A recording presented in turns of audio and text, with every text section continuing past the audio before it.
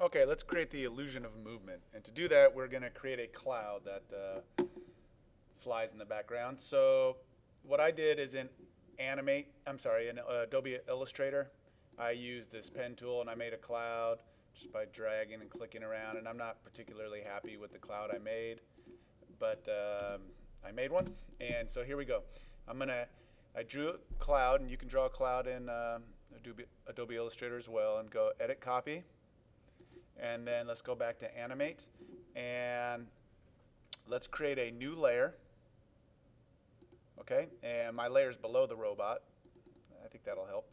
It's going to be the cloud layer, and I don't know why I'm labeling it because it's going to get changed when I do this. Watch, Edit, Paste, Paste in Center. Make sure you uncheck Maintain Layers, hit OK, and now I've got to rename the layer. So Cloud, not CLUD, Cloud.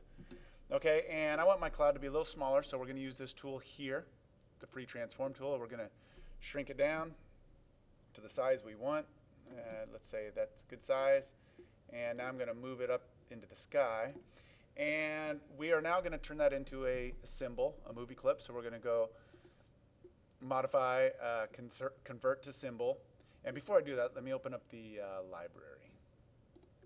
Okay, so that we could actually see this happen in real time. Let me nest this the right way. Okay, so right now we have robot and ground, and so while this drawing of a cloud is selected, we're going to go modify, convert to symbol, and we're going to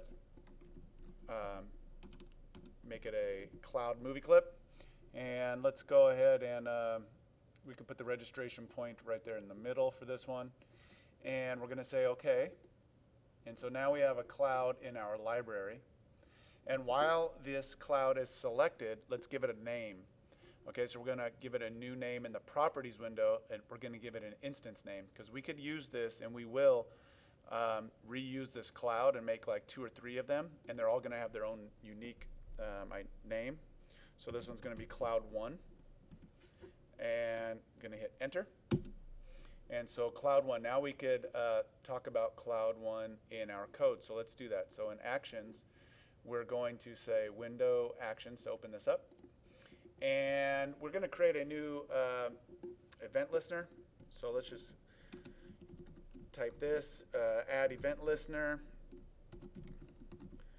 And we're going to make another enter frame event.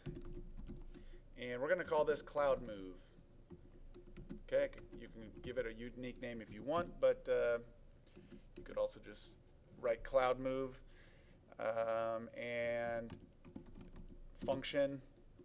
Some things have to be exact, so the word function has to be spelled correctly. But Cloud Move, you have a little bit of wiggle room on what you want to name it. But so Cloud Move, and it's event colon capital event and close parentheses, then curly bracket. And so here we go. We're going to say Cloud 1, his x coordinate, so dot x. It's going to get minus, and it says this, we have to write minus equals, so his negative value is now equal to, we're going to say 40 pixels, okay? Well, let me start out at 10, and we'll see if that looks fast enough. Okay, so we're going to say function Cloud Move is, so his, when we go control test, if I spelled everything right, there goes the cloud. It's moving, and it moves off the screen. Okay, now let's make it come back onto the screen. So it's going to the left, you know, all the time, every frame. So now we're going to say if Cloud 1, if his x coordinate is less than 0, okay, that's the left edge of the screen, and this is all wrapped in this Cloud Move function. We're going to say if the Cloud 1's x coordinate is less than 0, we're going to reset it, is now going to be equal to, I believe we have our stage is set at 1280. Okay, so let's see if that happens. And by the way, I'm going to speed it up a little bit.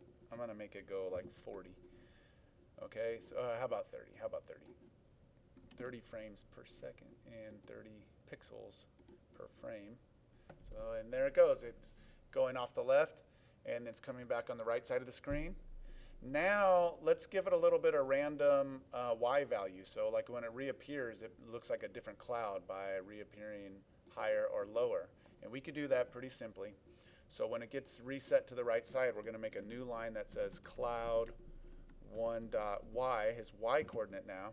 And we're going to, there's a built-in way to create a random number. So we say math.random. And you put parentheses, and you're going to multiply it by, so math random creates a value between 0 and 1. It won't be 0 and it won't be 1, but it'll be in between there. And so you can multiply that by, say, let's just say 300. So you're going to get a random number between 0 and 300. And then I just know through experience that that might put it way up at the top edge of the screen. So I'm going to just give it a little buffer and say plus, no matter what that value is, let's just pretend it gets down really close to 0.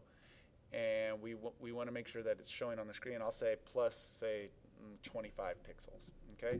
That way, at least it's on the screen. So let's go control test.